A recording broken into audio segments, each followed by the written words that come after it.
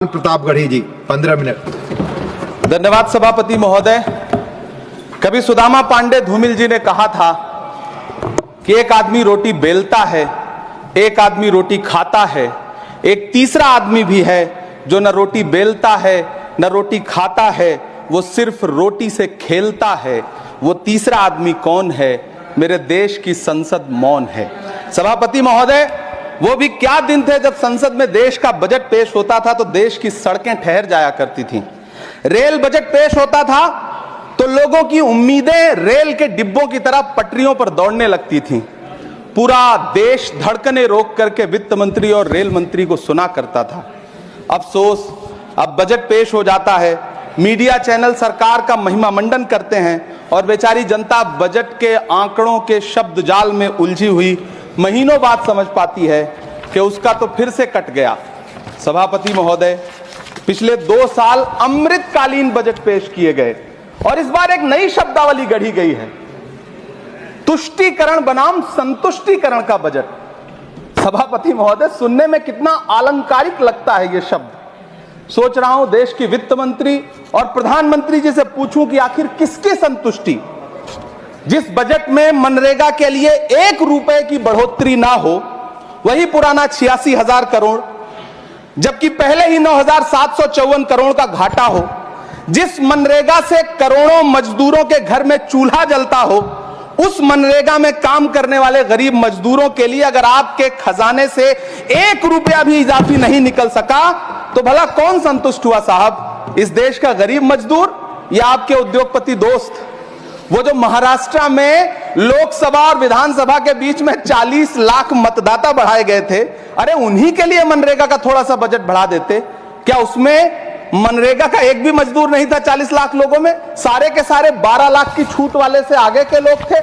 सभापति महोदय, कल जब वित्त मंत्री जी देश की संसद में भाषण दे रही थी तो वहां मुंबई में कोई गरीब इंसान जब अपनी जेब टटोल करके अपनी मोटरसाइकिल में 1 लीटर पेट्रोल भरवा रहा था तो उस पेट्रोल की कीमत थी 103 रुपया प्रति लीटर।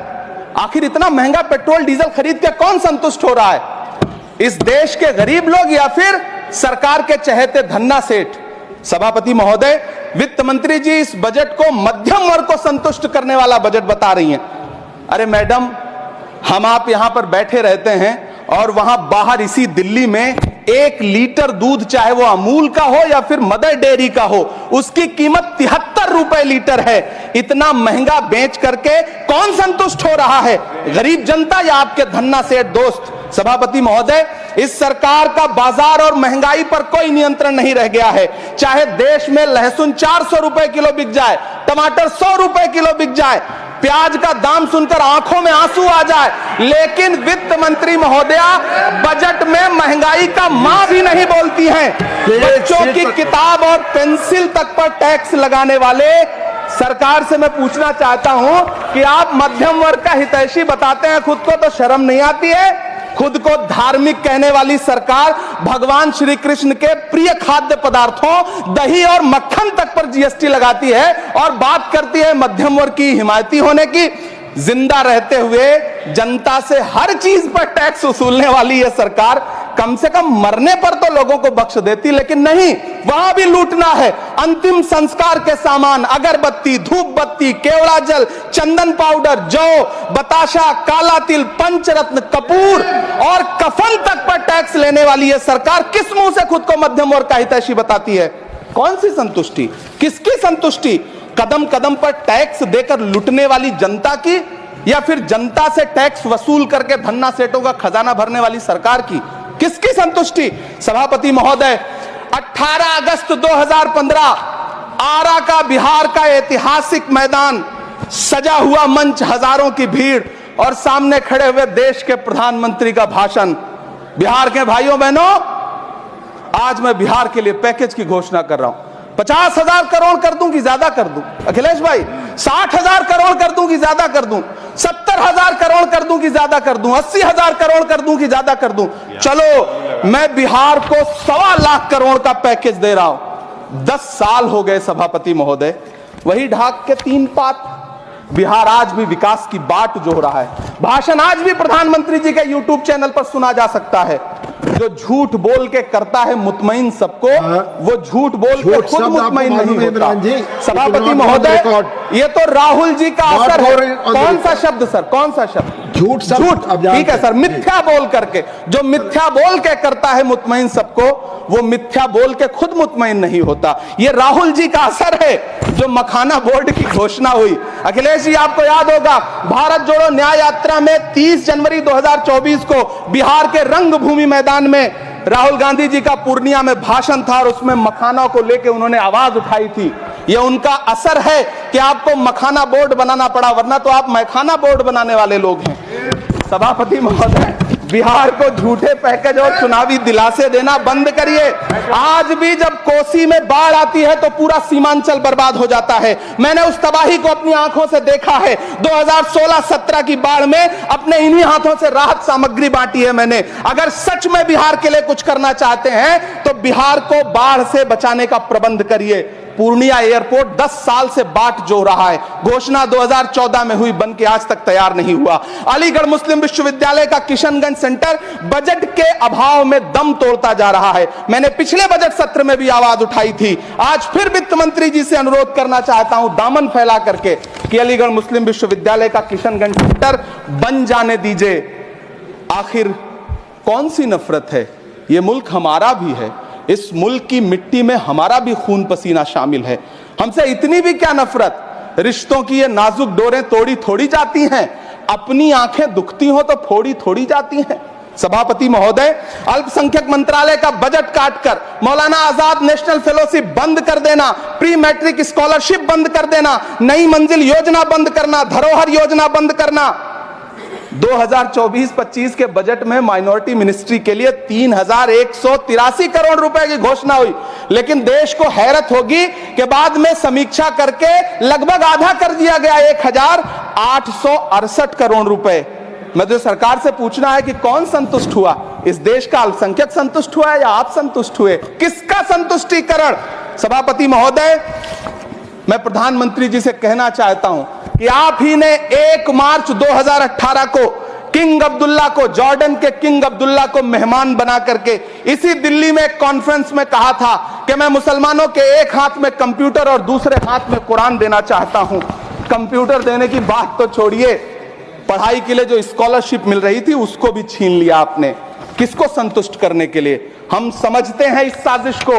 आप माइनॉरिटी मिनिस्ट्री का बजट काटते काटते एक दिन मिनिस्ट्री को ही बंद कर देना चाहते हैं। वो जहर देता तो सबकी नजर में आ जाता, सो ये किया कि हमें वक्त पर दवाएं न दी। सभापति महोदय, मैं तो वित्त मंत्री जी से पूछना चाहता हूं आपके माध्यम से कि शायद आपको पता ही नहीं है कि गृहस्थी चलाने वाली एक गृहिणी की मुश्किलें क्या क्या होती हैं। आपने कभी सोचा भी नहीं होगा कि जब वो किचन में सब्जी बनाने के लिए कढ़ाई में तेल डालती है तो उसके साथ उसके आंसू भी गिरते हैं। सभापति महोदय, शायद उन्हें पता भी ना हो कि एक छोटी सी गाड़ी और एक छोटे से फ्लैट का EMI भरने के बाद इस देश का एक गरीब इंसान जब अपने बच्चों की फीस भरने के बारे में सोचता है तो उसे कितनी खुशियों का गला घोंटना पड़ता है। शायद उनको पता भी नहीं है कि फसल बेच करके बिटिया की शादी का सपना सजाने वाला किसान जब अपनी फसल बर्बाद देखता है तो कितनी रातें सो भी नहीं पाता है। सभापति महोदय, शायद वो कभी इस पीड़ा को समझ ही नहीं पाएंगी कि परिवार के किसी एक सदस्य को कैंसर जैसी बीमारी हो जाए तो घर और जमीनें गिरवी रख उठती हैं लेकिन इलाज नहीं हो पाता। सभापति महोदय, इसी देश की संसद में कभी स्वर्गीय सुषमा स्वराज जी ने कहा था कि जब देश की करेंसी गिरती है तब देश की प्रतिष्ठा गिरती है। एक तरफ कोलंबिया जैसा छोटा सा देश और उसके प्रधानमंत्री गुस्तावो पेत्रो खड़े हैं जो कोलंबिया के नागरिकों को हथकड़ी लगाकर लाने वाले जहाज को अमेरिका बैरंग वापस लौटा दे रहे हैं, और दूसरी तरफ हमारे प्रधानमंत्री जी खड़े हैं जो बेड़ी और हथकड़ी लगा करके लाए गए बेटों के अपमान पर एक शब्द नहीं बोल रहे। सभापति महोदय, मैं इतिहास के पन्ने पलट रहा हूं, मुझे 2 किरदार याद आ रहे हैं। एक तरफ निक्सन के 7वें बेड़े की धमकियों के सामने लोहे की तरह अडिग इंदिरा गांधी खड़ी हैं, तो दूसरी तरफ खुद ही नमस्ते ट्रंप का नारा लगाते हुए प्रधानमंत्री जी खड़े हैं। मेरे कानों में सुषमा स्वराज जी की आवाज गूंज रही है। बहुत कम बोलने वाले डॉक्टर मनमोहन सिंह ने बहुत ज्यादा बोलने वाले प्रधानमंत्री जी को जब देश की बागडोर सौंपी थी तो $1.58 का था, आज 85 से 87 के बीच में झूल रहा है। इन दिनों रुपए की अहमियत गिरती है तो न तो देश की प्रतिष्ठा गिरती है ना प्रधानमंत्री की गरिमा। जिस देश में 80 करोड़ लोगों को 5 किलो राशन के लिए कतारों में लगना पड़ता हो, उस देश में यह सरकार 12 लाख तक के टैक्स न लेने के लिए अपनी पीठ थपथपा रही है।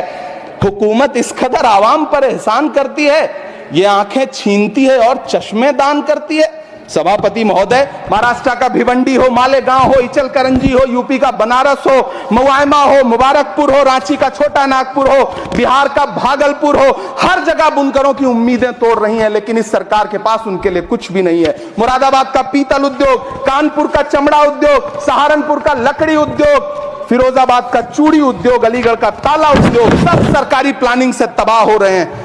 इन तमाम के बीच सरकारी सपोर्ट से बस एक उद्योग फल फूल रहा है, नोएडा का नफरत उद्योग। सभापति महोदय, जिस देश में 40 से 45% मेडिकल फैकल्टी की सीट खाली हो, वहां बजट में 75,000 नए मेडिकल सीट्स का ऐलान हो रहा है। सरकार बहादुर, कम से कम इस देश के पढ़े लिखे युवाओं को तो मूर्ख समझना बंद करिए।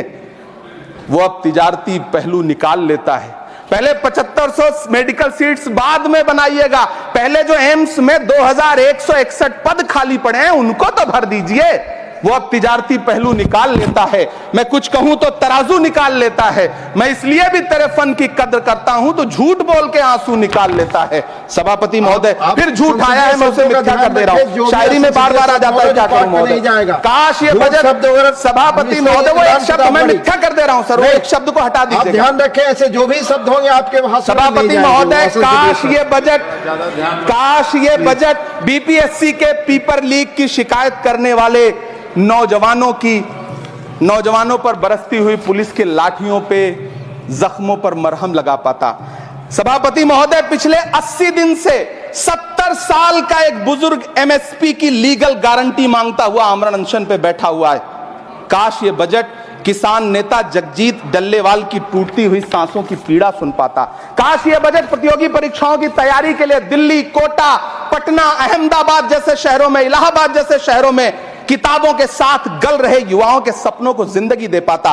काश ये बजट वंदे भारत के सुनहरे विजुअल के बजाय देश की गरीब जनता को कुछ और पैसेंजर ट्रेनें दे पाता। काश ये बजट सीनियर सिटीजन को ट्रेन टिकटों में मिलने वाली रियायतें वापस लौटा पाता, जिनको सरकार ने कोविड के नाम पे छीन लिया था। काश ये बजट किसानों की राह में कीले नहीं बल्कि कालीन बिछाने वाला बन पाता।